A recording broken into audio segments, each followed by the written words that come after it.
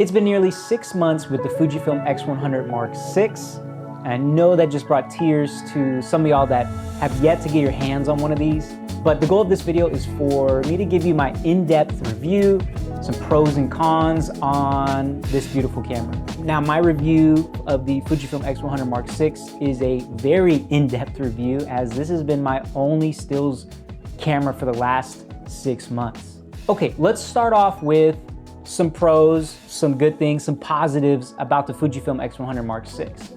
This camera is exceptional for street photography.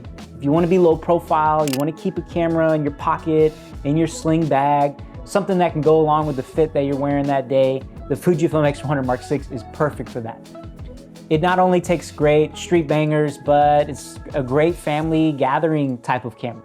If you're, again, wanting to be low profile, just kind of wanting to be behind the scenes, not have this massive camera with a 85mm lens that's just giant in front of people's faces at a family outing or a family dinner, then the Fujifilm X100 VI is perfect for that.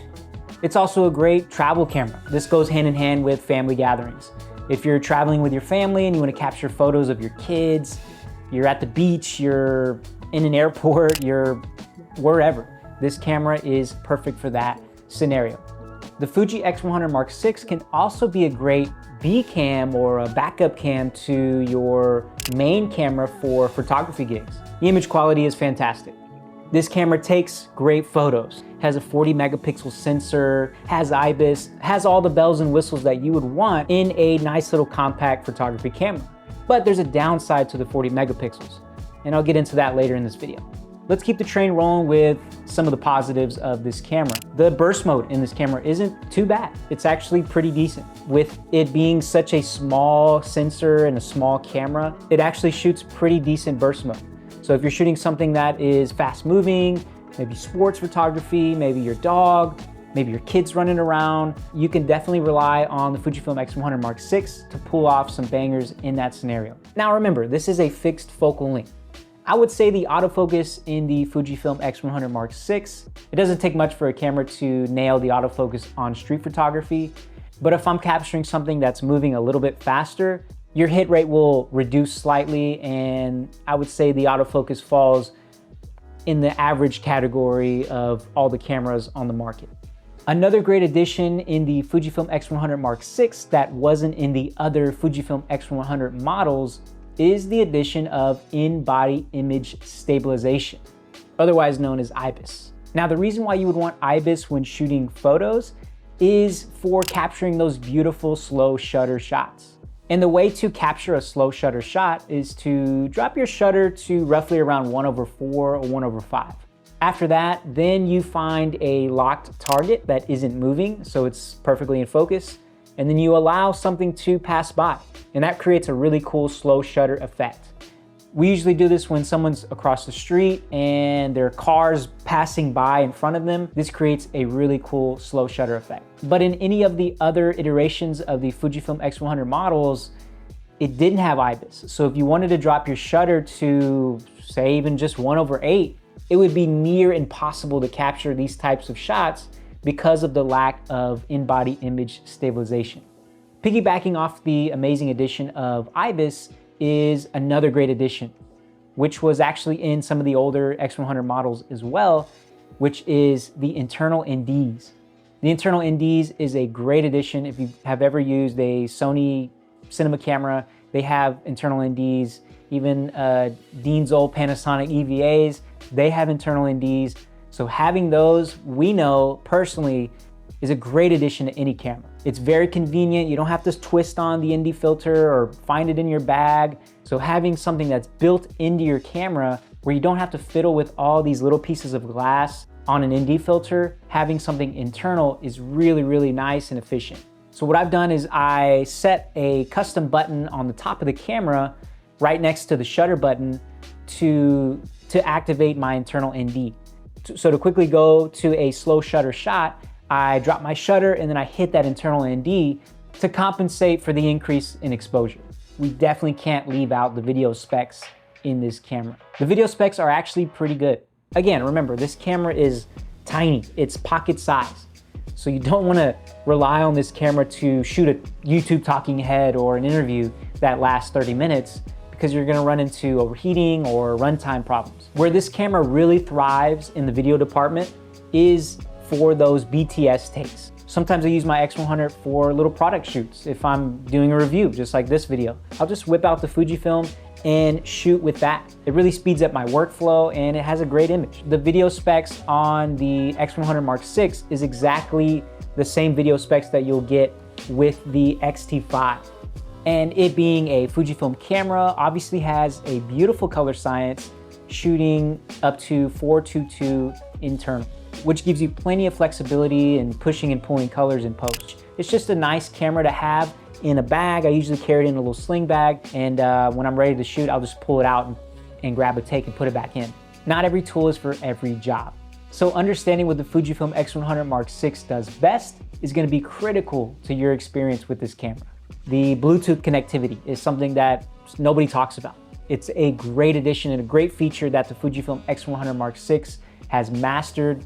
You can send 4K video to your phone. I'll send JPEGs which have colors baked in, and I'll send video clips that are shot in Rec 709. That way there's no color correcting in post. But that ability to send massive amounts of JPEGs and even 4K video clips to your phone is a huge, huge addition to this camera. Okay, let's talk about that 40 megapixel sensor. So you look at the X100 Mark VI on paper compared to the older model, and you say, hey, that's a no-brainer. 40 megapixels compared to 26? Shoot, I'm gonna get better image quality. There's a give and take to that. Yes, you might get a little bit more flexibility when cropping in and rescaling your photos, but you're gonna get a large addition of noise. Reason being is, yes, they did add an additional 14 megapixels to the new edition of the Fujifilm X100 Mark VI, but they didn't change the sensor size. The sensor is still that 23 by 15 millimeter APS-C size. Yes, they added extra megapixels, but because the sensor is still APS-C size, it's not gonna be as efficient and as maximized as if they added more megapixels on a full frame camera with a larger sensor. So with that extra noise comes extra time cleaning it up. Obviously, if you're just delivering to social media, no biggie. You don't really need to do a denoiser on every photo. But if you are delivering professional photos to a client, then you'll have to take that extra step and that extra time to denoise each image so that you get clean images throughout.